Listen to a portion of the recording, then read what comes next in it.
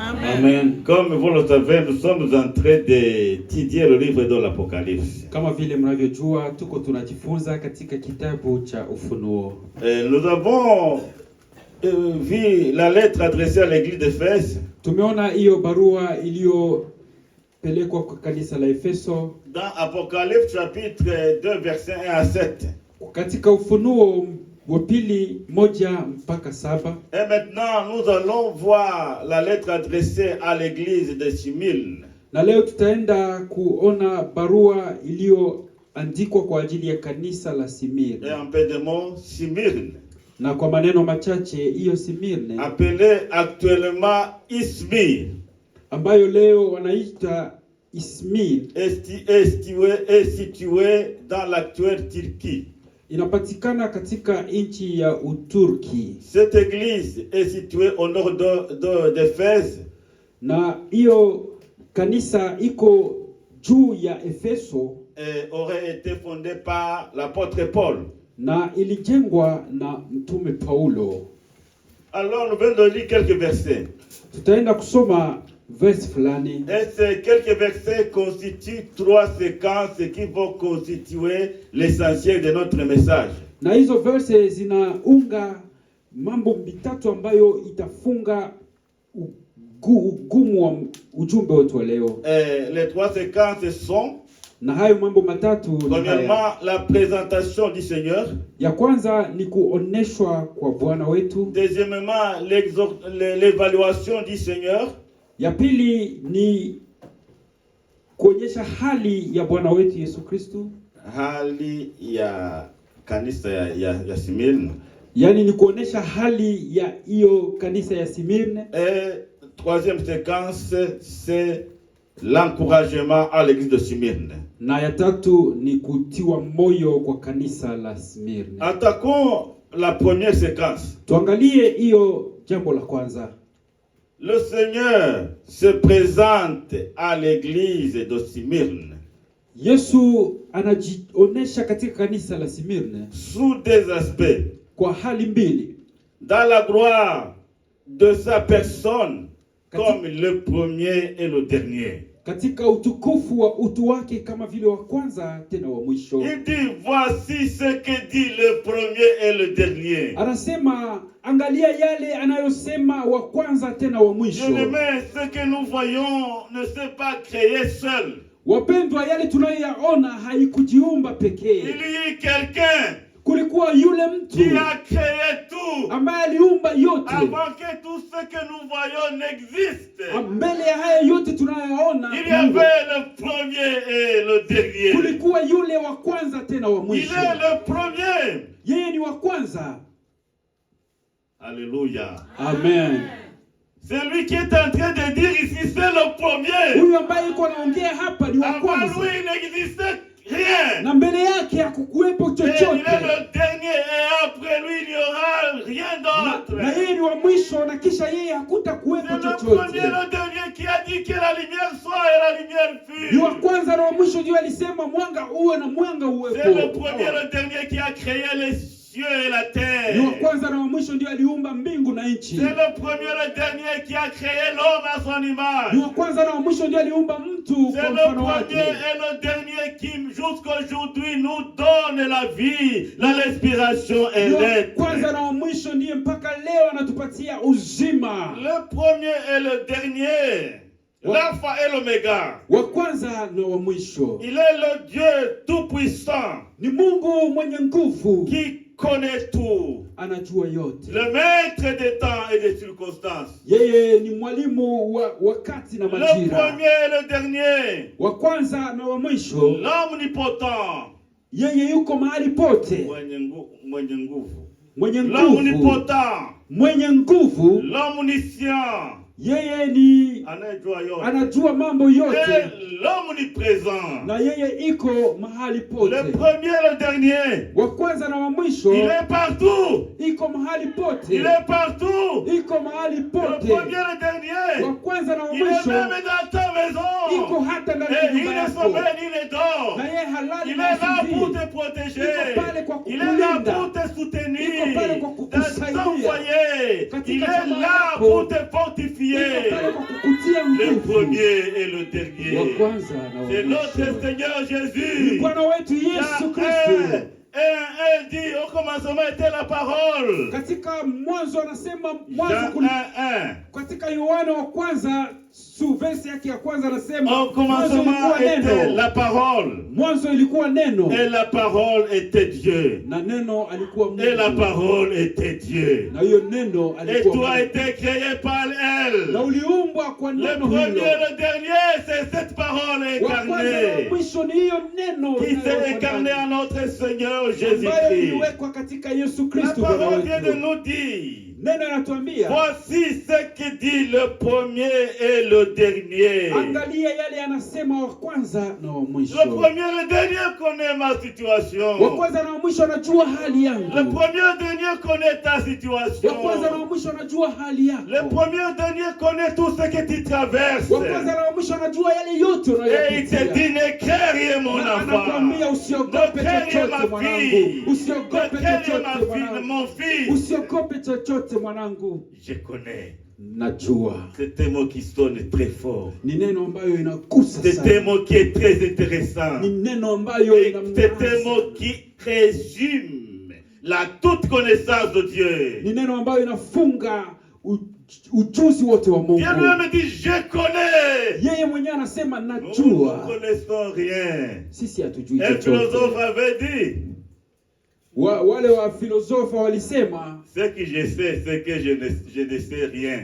yale ninajua ni kwamba sijui chochote. Souvent nous nous trompons Wakati mwingine et nous tunajidanganya croyons que nous connaissons quelque chose. na tunafikiria kwamba tunajua kitu Et pourtant chochote, nous sommes des ignorants. ingawa hatujui Acceptons chochote. notre ignorance Tukubali kusitojua devant kwetu celui-là qui est le premier et le dernier. mbele ya yule ambaye ni wa kwanza. na wa Acceptons mwisho. notre ignorance Tukubali kusitojua et kwetu humilions-nous devant sa majesté na tushuke kwa ufalme wake et dit, na tuseme, Seigneur, tu me connais. Bwana unanijua. Ici, il dit, je connais. Hapa anasema najua. Il n'a pas prononcé ce mot beaucoup de fois dans le Nouveau Testament, Hakusema yale neno mara nyingi katika Agano mais c'est Jipya, seulement ici dans le livre de l'Apocalypse. ila ni hapa tukakita katika Il kitabu cha dit, Ufunuo. je connais, Anasema najua, mais ne crains rien. lakini usiogope. Il y a des problèmes, Kuna shida, mais je suis au contrôle. lakini nachukua nafasi. Alors tu vas me poser la question, pasteur. Utaniuliza mchungaji. Il dit qu'il connaît tout. Anasema anajua yote. Et je suis traversé une situation difficile, pourquoi est-ce qu'il n'intervient pas? Na hapa anapitia hali za ngumu, kwa nini hachukue nafasi? Bien aimé, le fait qu'il n'intervient pas présentement, Wandugu, kwa jinsi hakuje kuchukua nafasi kwa sasa, ne signifie pas qu'il ne connaît pas. haimaanishi ya kwamba Il hajui. connaît. Anajua. Il connaît les bonnes choses qui sont en toi. Anajua mambo mazuri ambayo Il yako connaît ndani les bonnes mwako. ambitions qui sont en toi. Anajua yale matarajio mazuri ambayo Il yako ndani connaît ton mwako. cœur. Anajua moyo wako. Mais ne s'arrête pas seulement là. Lakini haishi mahali hapo. Il connaît aussi les mauvaises choses. Anajua pia mambo mabaya. Les mauvaises choses qui te troublent. Anajua mambo mabaya yanayokusumbua. Il connaît. Anajua. Mais dans sa connaissance, Na katika kujua est kwake toujours accompagné par son amour. inasindikizwa na Il connaît. upendo wake. Anajua. Mais ne peut pas m'assommer ou t'assommer à cause de tes péchés, à cause de mes péchés. Lakini hawezi kukuachilia kwa sababu ya dhambi zako wala kwa sababu Il ya connaît, dhambi mais zako. son amour est là Anajua, lakini upendo wake uko pour hapo nous ramener dans le droit chemin. ili atupeleke katika Il njia connaît. iliyo sawa. Il Anajua. existe des hommes méchants dans ce monde, Anajua katika dunia hii kuna watu mais il wabaya, leur fait briller son soleil lakini anawaangazia jua et il leur fait prévoir sa pluie. lakini anaonyesha Autrement dit, si mvua tu yake. étais un homme, Lakini kwa maneno mengine, il kama Mungu alikuwa devait mwanadamu, priver le soleil aux hommes méchants. angewanyima jua hawa watu Il wabaya, devait priver la lumière aux hommes méchants. angewaima mwanga hawa watu wabaya. Le je connais, Huyo anayejua, il est aussi le j'aime. yeye pia anapenda. Alors, ici, Dieu dit quoi? Hapa Mungu anasema nini? Je connais. Najua. Et ici, nous pouvons relever 3 mots importants. Na hapa tunaweza kutoa maneno matatu ya muhimu. Dans la gloire de sa personne, Katika uutu wake, il est le premier, le dernier. yeye ni wa kwanza na wa mwisho. Et il connaît tout.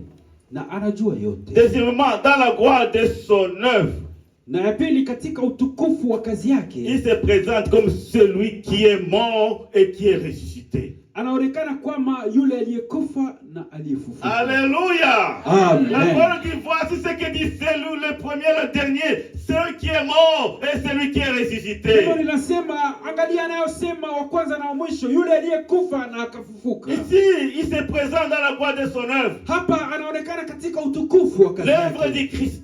Kazi ya Kristo. Il est venu mourir sur la croix pour toi et pour moi. Alikuja kufariki msalabani kwa ajili Il yako est na mort. kwa ajili yangu. Alifariki. Mais la mort ne l'a pas retenu captive. Lakini kifo haikumweka. Mais il est ressuscité. Alifufuka. Il est ressuscité pour notre glorification. Alifufuka ili atutukuze sisi. Il est ressuscité pour que nous puissions vivre. Alifufuka ili sisi tupate kuishi. Il est mort. Alikufa. Il a vaincu la mort. Alishinda kifo. Il est le vainqueur de la mort. Yeye ni mshindaji wa Et kifo. avec les croyants de Smyrne, Lakini pamoja na hiyo nous kanisa ya pouvons Smyrna, nous réjouir pour la victoire du Christ pour nous. tunaweza kufurahia ushindi wa Kristo kwa ajili yetu. Jésus-Christ a vaincu la mort pour nous. Yesu Kristo alishinda kifo kwa ajili À cause yetu. de son œuvre à la croix du Calvaire, Kwa ajili ya kazi yake kwa msalaba wa nous ne Golgotha. pouvons plus avoir peur. Hatuwezi tena kuwa na uoga Car il a vaincu la kwa mort. sababu alishinda Et il a kifo. vaincu la mort pour nous. Na alishinda kifo kwa ajili Il a yetu. vaincu tout ce qui nous faisait peur. Alishinda yale yote ambayo Il ilitutia a vaincu uoga. tout ce qui nous retenait captifs. Alishinda yale yote ambayo ilikuwa Il a imetufunga. vaincu la mort. Alishinda Et il est kifo ressuscité. na akafufuka. Alléluia. Amen. C'est ici Ni hapa où se manifestait, où se matérialisait l'amour de Dieu. ni hapa ndipo palionekana upendo wa Mungu. Il est mort pour nous. Alifariki kwa ajili yetu. Il est mort pour notre salut. Alifariki kwa ajili ya wokovu. Il a wetu. vaincu à notre place. Alishinda kwa nafasi Il est yetu. mort à notre place. Alifariki kwa nafasi Et il yetu nous a acquis la victoire. na akatupatia ushindi. En lui, nous sommes victorieux. Kwake sisi ni washindi. Nous marcherons de victoire en victoire. Tutatembea katika ushindi Si zidi ya nous sommes en ushindi. Jésus, Kama tuko ndani ya nous ne Kristo, pouvons plus avoir peur hatuwezi tena kuwa na uoga du lendemain, ya kesho, de ce qui viendra. ya yale Parce que yatakayokuja, notre Seigneur Jésus-Christ a vaincu. kwa sababu Bwana wetu Yesu Kristo Il nous a alishinda. acquis la victoire. Alitupatia ushindi Et nous marchons dans cette na victoire. tutatembea katika ushindi. Nous allons huo. aussi vaincre. Na sisi pia Par la tutashinda. foi, nous allons vaincre. Kupitia imani Comme les tutashinda. premiers chrétiens ont vaincu. Kama vile Wakristo wa Par kwanza la foi, nous walishinda. allons braver toutes les obstacles de Kupitia la imani vie. na sisi tutapitia Par la foi, shida. nous allons vaincre le diable. Tutashinda Par shetani. la foi, nous allons vaincre les démons. Kwa imani tutashinda Par la foi, mapepo. nous allons vaincre les mauvais esprits. Kwa imani tutashinda hizo pepo mbaya. Par la foi, Kwa imani nous allons marcher tutatembea et nous allons vaincre. na tutashinda. Deuxième séquence, Na tendo la pili c'est l'évaluation du Seigneur. ni hali ya Bwana Yesu Kristo. Et dans son évaluation, Na kwa hali yake, à l'endroit de l'église de Smyrne, kwa uchunguzi wake kupitia hiyo kanisa ya Smirne, Jésus note 3 mots importants ou bien 3 choses importantes. Yesu Kristo anatuweka alama kwa mambo matatu ya Il y a muhimu. le mot détresse, Kuna hiyo hali ya mateso, il y a le mot pauvreté, kuna hali ya ukosefu il y a aussi le mot calmonie. na kuna hali ya kuonelewa. En d'autres termes, Kwa maneno mengine, Jésus dit à l'église de Smyrne, Yesu Kristo anasema kwa kanisa la Smirne, je connais ton épreuve, najua shida zako, je suis au courant de la persécution que tu traverses. ninajua yale mateso unayopitia. Et ça c'est très important. Na hiyo ni ya maana. Il est au courant de tout. anajua yote. Il est au courant de ce qui nous dérange. Anajua yale ambayo yanatusumbua. Il est au courant de tout ce qui nous embête. Anajua yale yote ambayo yanatuchezea. Il est au courant de tout. Anajua yote. Alors si il dit premièrement à l'église de Smyrne, na kama vile amesema katika kanisa la Smyrna, je connais ta détresse.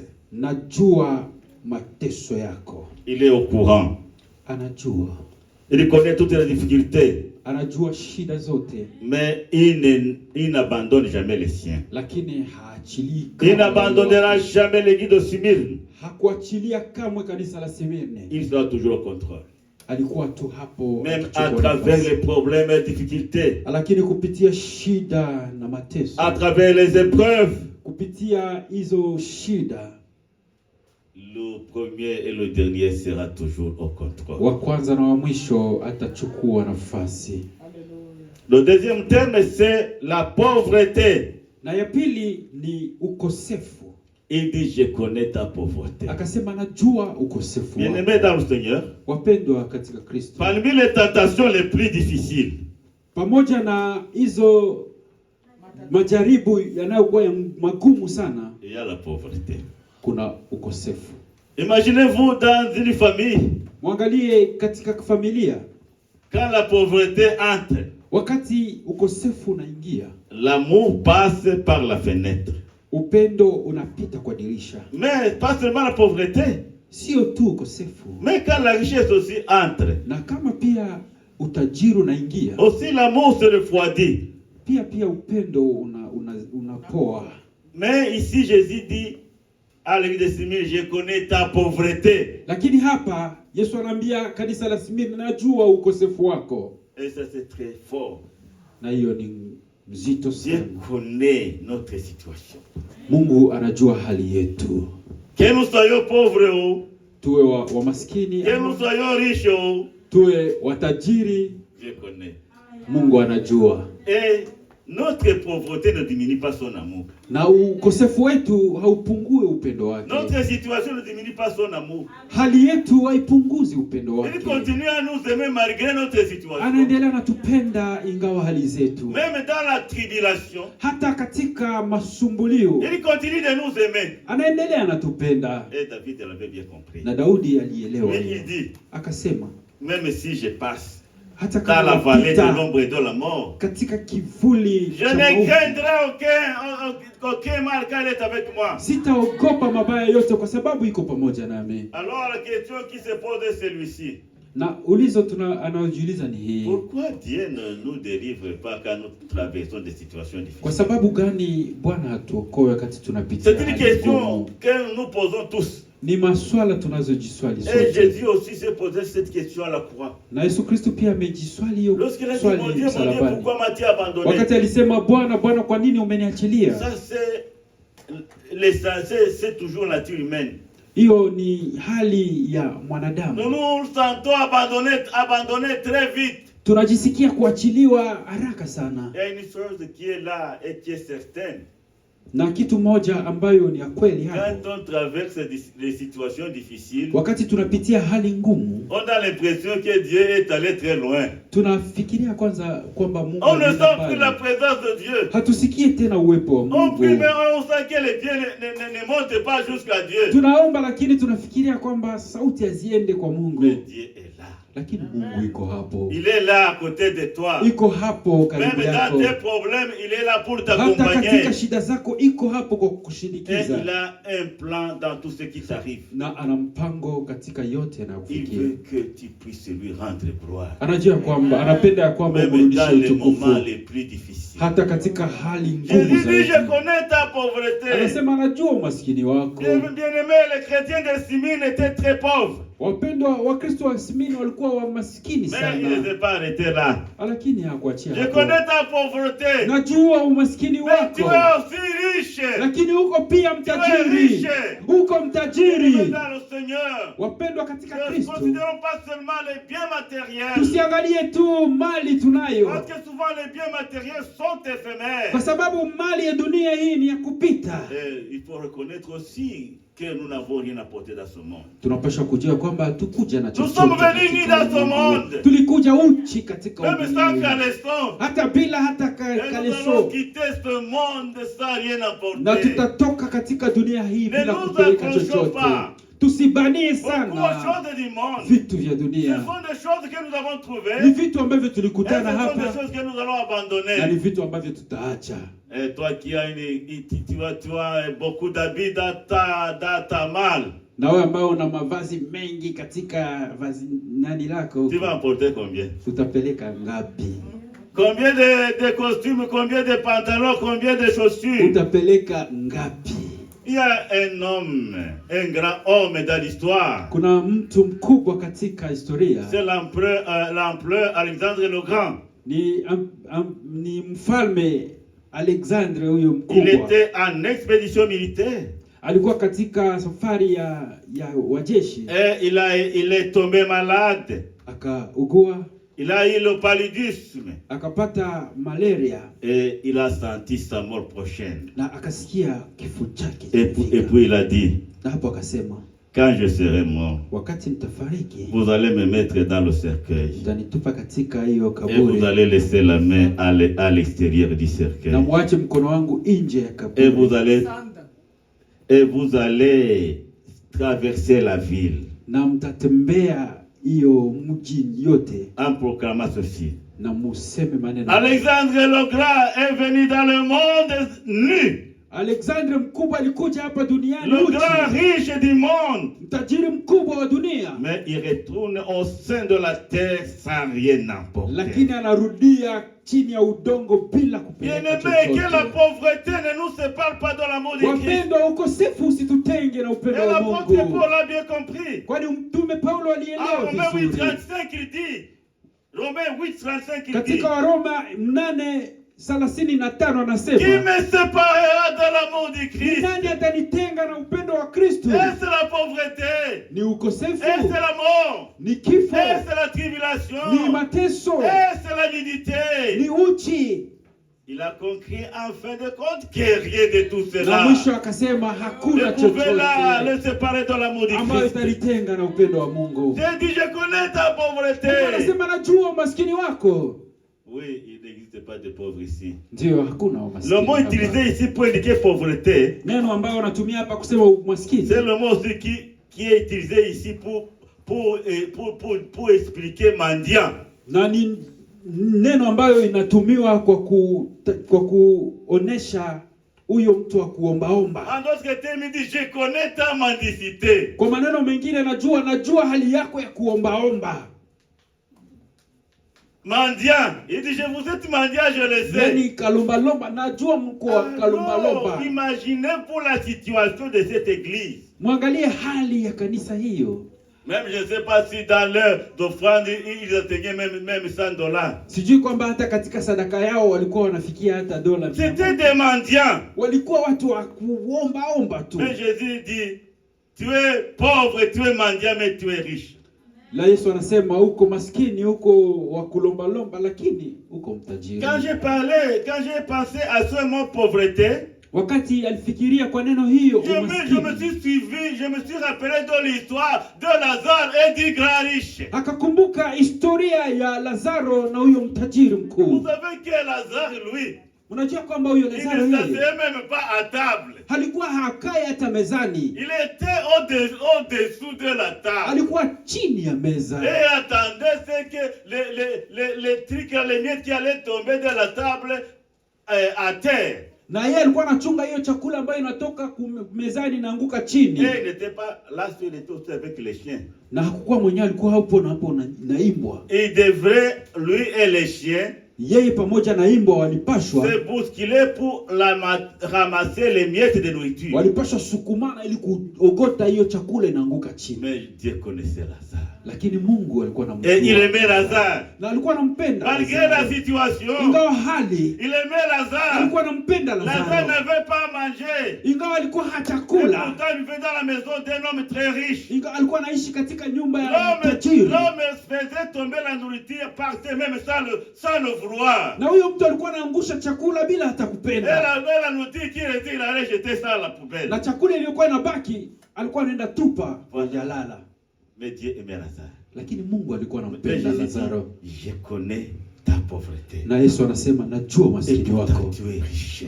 ingawa Bien uko aimé, le tajiri. moment est venu pour reconnaître notre richesse. Wakati umeshafika wa kutambua utajiri wetu. Jésus dit à l'église de Smyrne, tu es pauvre mais en trop, et pourtant tu es riche.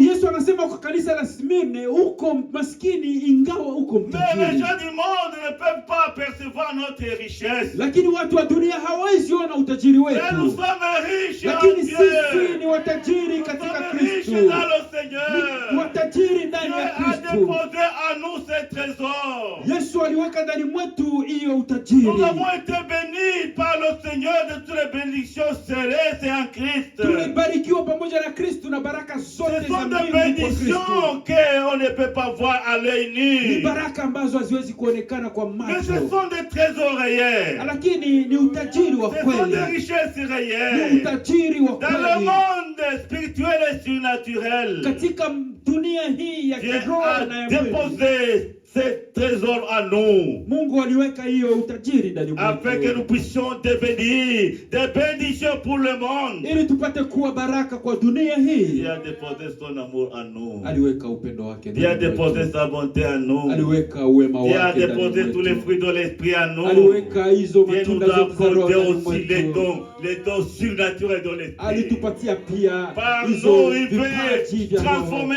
et changer ce monde. Kwa kwetu sisi anataka kubadilisha Jésus dunia a hii. dit, pour recevoir une puissance, Yesu akasema mutapata nguvu. le Saint-Esprit survenant sur vous. Et vous serez témoins à Jérusalem, en Judée, en Samarie, jusqu'aux extrémités de la terre. Na mtakuwa mashahidi zangu.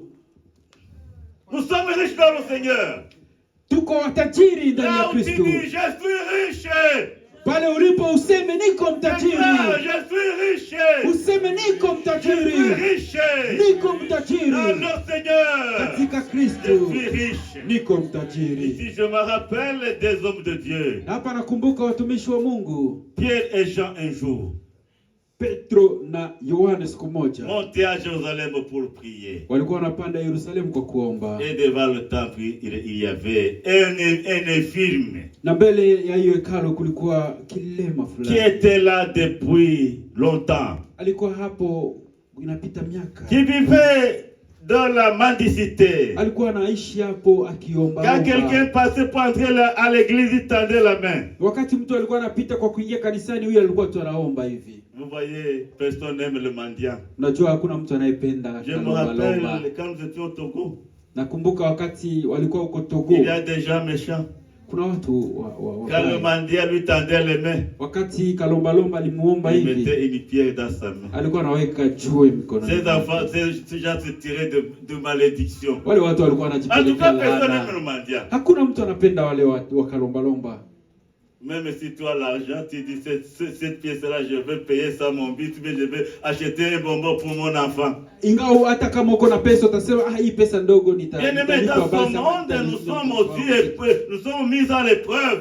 Ndugu zangu, katika dunia hii tuko katika mtihani. Quand nous ne voulons pas regarder un mendiant, Wakati hatupendi kumwangalia huyu quand kalombalomba, nous ne pouvons pas soutenir celui qui traverse des situations difficiles. wakati hatupendi kumsaidia huyu anapitia hali ngumu, Oh, quand nous le regardons, nous avons seulement pitié de lui. tunasikia tu tunamwonea huruma Nous tu. disons maskini wa Mungu. Oh, tunasema umaskini wa Mungu. Vraiment, c'est pauvre de Dieu. mes frères bien-aimés, Wapendo wangu katika Kristo, voici où se trouve notre ministère. mwangalie mahali kazi yetu. Notre ministère doit aussi se diriger vers ces déshérités de la terre. Kazi yetu inapaswa kwenda pia kwa hawa watu ambao dunia Malheureusement, inaonea. nous sommes dominés par l'égoïsme. Kwa bahati mbaya tumeshikwa na umimi. Dans les métros, Katika metro ils sont très nombreux. wako wengi. Dans les métros, les gens qui mendient. Kuna watu ambao Il y a wanalomba. même ceux-là qui entrent à l'intérieur. Kuna wengine ambao wanaingia hata ndani ya. Et quand quelqu'un te demande, toi, tu sens, tu vois qu'il te gêne. Na wakati mtu anakuomba, unaona kama anakusumbua. Bien-aimés dans le Seigneur. Wapendwa katika Kristo. Voyons toujours dans un mendiant. Tuangalie tu, tuone tu katika huyu mtu wa kuomba. Jésus qui vient vers nous. Tuone Kristo anayekuja kwetu. Qui peut te dire que c'est pas Jésus qui s'est transformé en mendiant? Nani anaweza kuambia kwamba sio Kristo ambaye alijifanya Il va te dire, j'étais malade, j'étais pauvre, je t'ai demandé, tu m'as refusé quelque Siku moja chose. atakwambia nilikuwa maskini nikakuomba ukaniima. Nous devons faire attention. Tunapaswa kuwa makini. Qui va te dire que ce ne sont pas des anges, ce n'est pas un ange que Dieu a envoyé pour qu'il puisse te bénir d'une manière ou d'une autre. Kwa nini haizi kuwa ni malaika ametuma ili apate kukubariki kwa hali moja ama nyingine? Mais à cause de ton égoïsme et de mon égoïsme, nous ne voulons pas vraiment poser des actes d'amour pour soulager ces gens-là. Lakini kwa sababu ya umimi wetu hatupendi kufanya matendo ya upendo kwa Alors kuwasaidia Pierre watu. et Jean sont montés. Hapo Petro na Yohana. Et à Jérusalem, on monte, ce sont des escaliers. Na huko Yerusalemu ni kuna ngazi. Arrivés devant le temple, ils ont rencontré les films. Na mbele ya hekalu wakamkutana huyu. Et le film les a regardés. Na huyu kiwete akawaangalia. Et Pierre et Jean ont compris. Na Petro na Yohana wakaelewa. Cet film-là avait quelque chose. Huyu kiwete anahitaji kitu. Alors ils ont dit, regardez-nous bien. Kamwambia tuangalie vizuri. Alors ils ont dit, ah, le film. Wakamwambia huyo kiwete. C'est Pierre qui parlait. Ni Petro ndiye alikuwa Je n'ai ni or ni argent. Sina hata dhahabu ni pesa. Mais ce que j'ai, lakini yale ninayo je te le donne au nom de Jésus-Christ de Nazareth. Lève-toi et marche. Shimama na utembee. Bien-aimés, nous avons quelque chose. Wapendwa, tuna kitu fulani. Nous avons les dons de Dieu à nous. Tuna vipaji vya Mungu ndani Et Dieu nous mwetu. donne des occasions de les mettre en pratique. Na Mungu anatupatia nafasi ya kuyatumia. Et ici, c'était seulement pour montrer que nous sommes riches. Ni hapa tu nilitaka kuonesha kwamba tuko watajiri. Nous sommes riches. Tuko watajiri. Et dans notre richesse, Na katika utajiri wetu, nous devons savoir comment utiliser cette richesse pour la gloire de Dieu et pour le soulagement des maux et des problèmes de nos prochains. tunapaswa jua namna gani kutumia utajiri wetu kwa utukufu wa Mungu na pia kuwasaidia hawa ndugu zetu. Bien-aimés, l'église de Smyrne était persécutée. Kanisa la Smirne ilikuwa imeteswa. Mais une chose est certaine, Lakini kitu moja ni la kweli. persécution n'a jamais arrêté l'œuvre du Seigneur. Mateso hayajawahi kushimamisha kazi ya Mais la Mungu. persécution a contribué à sa purification et à son extension. Lakini hiyo mateso ilisaidia kwa utakaso Et wa hiyo quelqu'un kanisa na a kwa dit- kupanuka kwake. A dit ceci, le sang des martyrs est la semence de l'Église. Na kuna yule alisema damu ya wenye haki. Les martyrs d'autrefois ont semé leur sang. Wale walio uwawa katika haki walipanda damu Et yao. aujourd'hui, nous vivons les résultats. Na leo Les tunaishi fruits sortis. matunda Les yaliyotoka, fruits sortis du sang des anciens hommes de Dieu qui ont accepté de mourir pour Christ. yaani matunda ya wale watu, ya damu iliyotoka kwa wale watu ambao walikubali kufariki wakimtumikia Kristo. Le troisième mot, ou bien le troisième terme, c'est le calomnie. Na ya tatu, Les calomnies. na neno la tatu ni hiyo kutetewa, Et kusengenywa. dit, je connais aussi les calomnies que vous subissez de la part de ceux qui, de soi-disant juifs et qui ne le sont pas. Na najua pia hiyo kusengenywa ambayo mnapitia kwa watu ambao wanajiita Wayahudi, kusema kwamba nyinyi sio wao. Dans l'église de Smyrne, il y avait deux catégories de chrétiens. Katika kanisa la Smirne kulikuwa hali mbili ya Wakristo. Il y avait des chrétiens qui venaient des populations païennes. Kuna Wakristo ambao walikuwa wanatokea kwa taifa la Il wapagani. y avait aussi des chrétiens qui sortaient des Juifs, les Judéo-chrétiens. Na kuna wale pia ambao walitoka kwa Wayahudi. Et entre eux, il y avait toujours des problèmes. Na kati yao kulikuwa tu shida. Les Judéo-chrétiens calomniaient d'autres chrétiens. Wale Wakristo wa Wayahudi walikuwa wanawateta Wakristo wengine. Ils prononçaient des paroles méchantes à leur endroit. Walikuwa wanasema maneno magumu kwa nafasi yao. En fait, l'église de Smyrne était une église où il y avait des divisions. Na kwa maneno mengine kanisa la Smyrne ilikuwa ni kanisa ambalo lilikuwa na entre les pagano-chrétiens et les judéo-chrétiens. Kwa wale ambao Wakristo walitoka kwa wapagani na wale Wakristo walitoka kwa Wayahudi. Le Seigneur de l'église dit, je connais aussi les calomnies que vous subissez de la part des Juifs, de ceux-là qui se disent Juifs alors qu'ils ne le sont pas. Najua pia masengenyo ambayo inatoka kwa hao ambao wanajiita Wayahudi ingawa hawako. Il leur dit d'être courageux. Akawaambia wawe na bidii. De tenir bon. Wawe na nguvu. Bien-aimés dans le Seigneur. Wapendwa katika Kristo. Chacun veut qu'on parle dit bien de lui. Kila mtu anataka waongee mazuri. Personne n'aime d'être calomnié. Hakuna yule anayependa wamtete. Même en famille. Hata katika jamaa. Quand le mari calomnie la femme, wakati mume anamteta, la femme aussi va se lever avec force pour aussi retourner la calomnie à son mari. Mke pia atasimama na nguvu ili arudishe maneno kwa mume wake. Personne n'aime être calomnié. Hakuna yule anayefurahia kutetewa. Personne